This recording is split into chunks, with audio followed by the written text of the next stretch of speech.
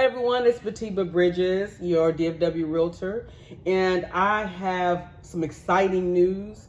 I have the privilege and the honor of interviewing a lender, a business person, an entrepreneur who I feel has a lot of information to provide to the community. Today's conversation, Chima Coffee in Conversation. I like that.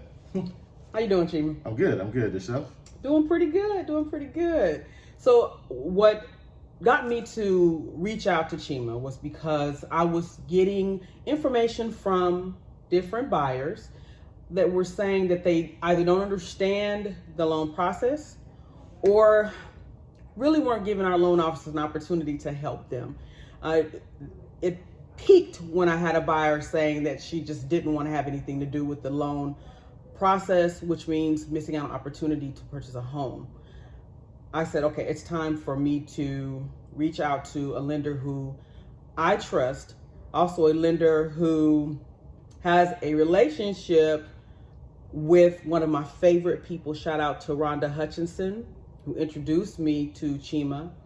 Rhonda's amazing, yes. She's amazing. So I thought it was a good idea to reach out to Chima and see if we can talk about a couple things that has been on the minds of our community members. Welcome, Chima. Thanks for having me. I appreciate it. Can you tell us a little bit about yourself and pronounce your name thoroughly for us? Absolutely. So my name is Chima Gwagu. I'm the branch owner, manager of NRL Mortgage, DFW. I've been in the mortgage business, 15 years now, right? Had my own branch for 7 or 8 years.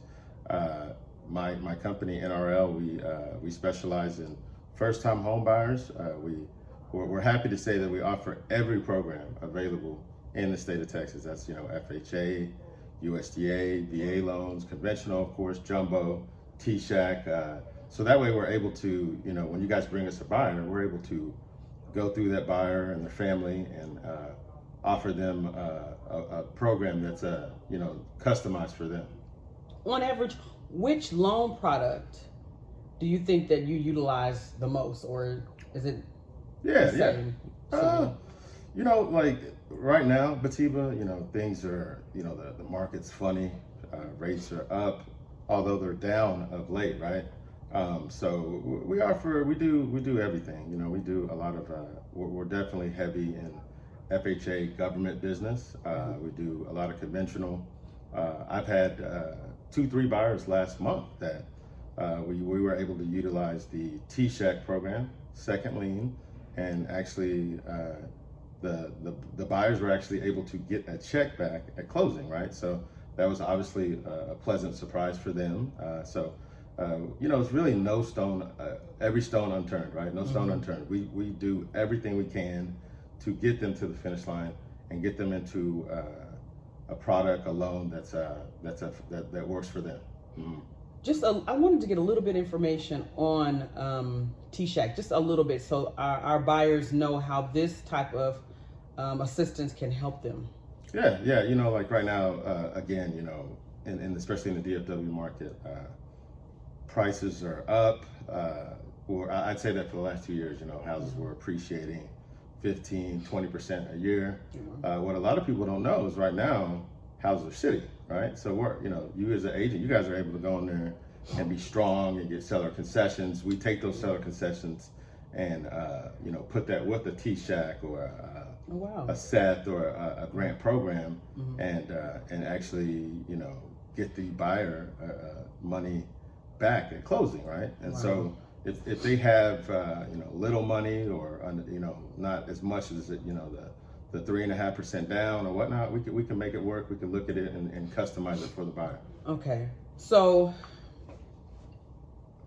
there's customization in these. I'm kind of thinking through because my last deal that I had with a resale buyer, her and her husband, they were able to use T-Shack. So, and it helped them a great deal. They were able to get into the house with less money down. They did have to attend a class Yes. Can you tell them a little bit about this class that they would have to attend? Yeah, honestly, it's an online class. Some of them are 30 minutes, an hour. It's like there's about 5 or 6 of them the buyer can choose from, and that that's a requirement with the TSEC program. It's also a requirement that they're a first-time home buyer, which means that they technically they could have bought a house, but that they maybe haven't bought a house in the last 3 years, right? Yeah. With TSEC, there are income limits, but those income limits range probably 117, I believe, in the DFW or Tarrant County area. So, are we saying 117,000 income limit, income limit for the buyers, whether that's husband or wife or whatever it may be, right? Okay. So, and other than that, though, it's a good program to look at if you're on the fence, you don't think you have enough money to buy a home. Reach out to Batiba, and then she'll call me, and then we'll run numbers for you so you can look at the numbers, sit down with your family, and make an educated decision. Okay, so if we had to talk about FHA versus conventional, which are two loan products that we see utilized most often, Absolutely. What are some of the biggest differences between the FHA and the conventional loan product? That's a very good question. So some of the major differences of FHA, of course, is probably the most popular first-time home buying program. It allows the buyer to go in at 3.5% down. The reason a lot of people like it because the debt to income ratio, which is the amount of money that you make divided by your bills, including the mortgage, stuff that would show up on your credit report, such as your car notes, student loans, stuff like that, right? With the FHA program, I'll say the best pro of that is it allows you to go up to 56.9% debt to income ratio, right? Okay. With the FHA program, also, if your credit is a subprime credit score, as we say, like between the 680 and below, your mortgage insurance on that FHA loan is going to be a lot lower than what it would be for conventional, right? Okay. So flipping to conventional, some of the pros for conventional, if you have strong credit score, 700 and above, maybe you're putting down 20%. Conventional is going to be the program for you, right? The 20%, Chima, does that help them to avoid the PMI? That does. And I'll let him tell you what a PMI is. PMI is mortgage insurance. You have to put that down. Anytime you don't put down 20% of the loan amount, right? You pay mortgage insurance, right? With the conventional loan, the mortgage insurance will fall off eventually whenever you accumulate 20% equity in the home, right? The pros of the conventional loan with the mortgage insurance, if you have a 720 above credit score, you're probably going to want to do conventional because your mortgage insurance is going to be a fraction of what it would be on the FHA loan, okay? So the mortgage insurance is a way of protecting the lender from risks. Am I saying this correctly? Absolutely. You've done your education. So the mortgage insurance, it's it's not for everybody, right? It's you kind of think of it as something like, why am I paying this?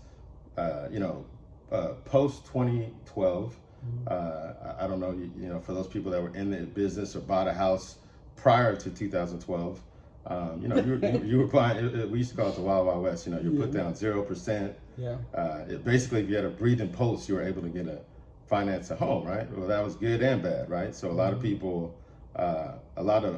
foreclosed, obviously, because they were living at their, above their means, and a lot of people did ARMs, adjustable rate mortgages back then, right? So whenever that adjusted, and then maybe they lost their job or this or that, they're like, oh my God, my mortgage payment went up $2,000, and then that's when the mortgage crash happens, 2009. So what happened in 2009, 2010, a lot of the smaller banks were going out of business, right? They were just bankrupting because they couldn't take on all these foreclosures. They were paying for all these houses. That's not good for anybody, right? Right. So now, especially in the state of Texas, if you put down 20%, if you don't put down 20%, they put mortgage insurance on the loan. That way, that the banks are more or less protected, right? Exactly. Exactly. And one thing that I try to tell my buyers, and Chima, you can chime in, is be prepared. If the less money that you put down payment, the more of the chance of your mortgage being higher. So, absolutely.